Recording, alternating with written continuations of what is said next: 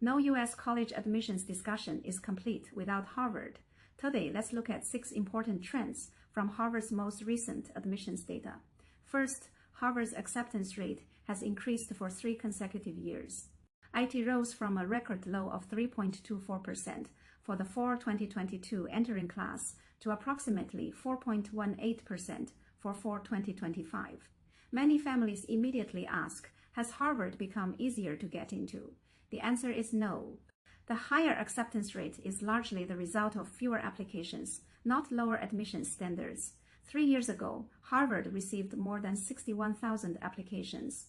The latest cycle saw about 48,000 applications, a decline of over 13,000 applicants. At the same time, Harvard admitted roughly 2,000 students, a number that has remained relatively stable in recent years. Second, Harvard's yield rate remains remarkably consistent. Over the past 5 years, Harvard's yield has stayed around 83%. In other words, about 8 out of every 10 admitted students choose to enroll. Because of this, Harvard rarely relies on its waitlist. If you are placed on Harvard's waitlist, it is important to continue pursuing other strong options rather than relying on a waitlist offer. Third, what about admission rates by major? This is actually a misleading question. Harvard uses a single undergraduate admissions process. Students apply to Harvard College, not directly to the business school, engineering school, or a specific academic major. Students choose their fields of study after enrolling. As a result, selecting a particular intended major does not directly change your admission chances.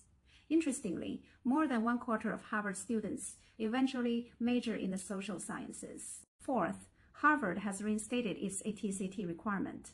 The percentage of admitted students submitting CT scores has increased to 79%. Some families noticed that Harvard's reported ACT score ranges are slightly lower than before. This does not mean admitted students are less qualified. Instead, it reflects a change in the applicant pool now that more students are submitting standardized test scores. Fifth, international admissions remain extremely competitive. According to Harvard's published data, the admission rate for international applicants is below 2%, compared with an overall acceptance rate of around 4%. Finally, Harvard continues expanding its financial aid. Families with annual incomes below $100,000 can receive a fully funded education. Families earning below $200,000 may qualify for at least full tuition coverage, depending on their financial circumstances. As a result, only about 16% of Harvard undergraduates graduate with student loan debt. If you'd like our full analysis of Harvard's latest admissions data, comment Harvard data and our team will send it to you.